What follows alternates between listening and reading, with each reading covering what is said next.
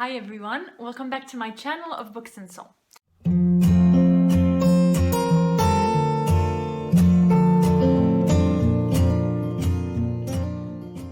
So today I wanted to do kind of like a little tea chat about Narnia.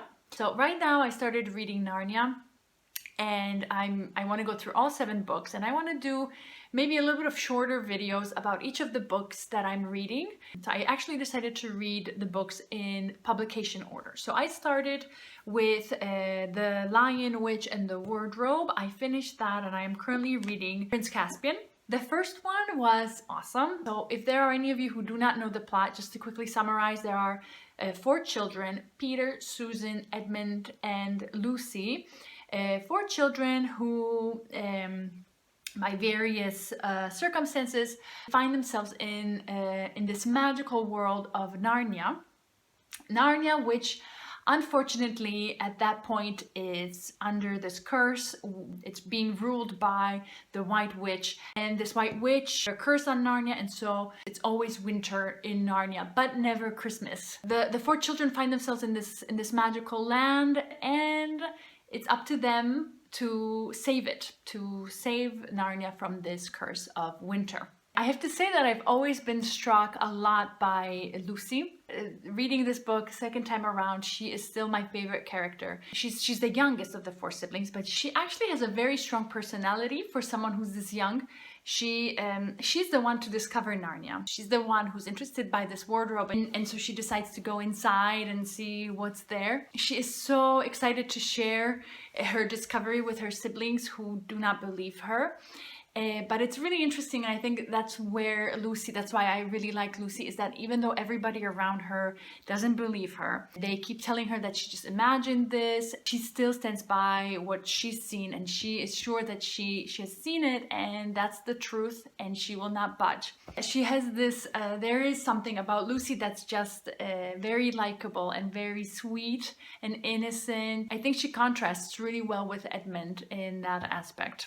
I really liked also food in this book. So like the way there would be these dinners and these meals that these children would eat with the beavers, or Lucy would share tea and have a snack with Mr. Tumnus, and these meals were always like a moment of celebration and of listening to stories, sharing, and a lot of friendships were born this way. I mean, that's how Lucy became friends with Mr. Tumnus. That's how the kids got to know the beavers, and then stuck together then afterwards, and they were together, let's say, in this adventure. And it is something that also the witch doesn't like.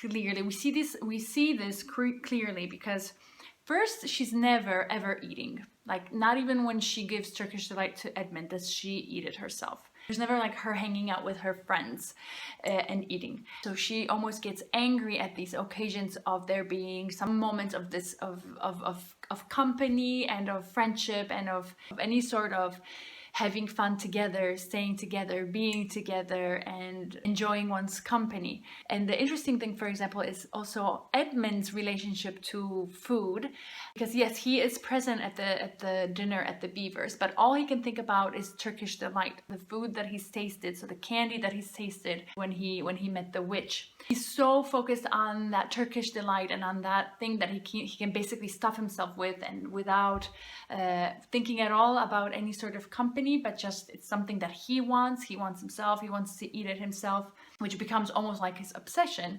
And I think this is also an interesting contrast that C.S. Lewis is showing us. I also really like the conversation between the professor and Susan and Peter. It's right after they don't know what to do with Lucy because they think she's lying, and Edmund hasn't confirmed her story, so they don't know what to think.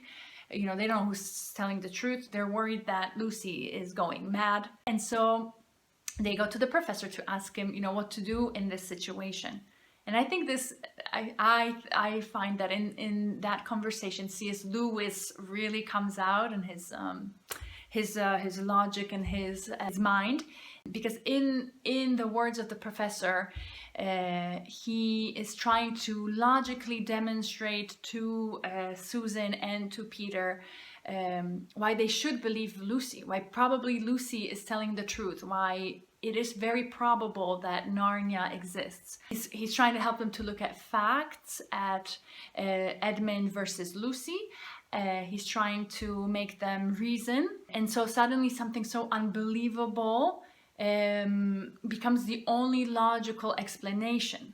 I really like this part because I think that in some ways in this conversation he's talking in general about faith also. Sometimes things can seem so incredible, so just improbable, that it's hard to believe them, and so we don't even consider them, or we just don't think of them as something that is reasonable, rational.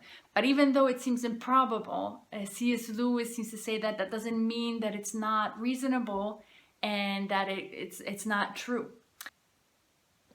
Okay, so I'm done with tea. I guess I'll see you guys soon with another cup of tea to talk about the second book, which is Prince Caspian. That one I have not read yet. Basically, from Prince Caspian on, I have not read any of the Narnia books, so now it's all new to me. So I'm very happy to read them and see what C.S. Lewis has in store for us. I'll see you guys soon. Bye!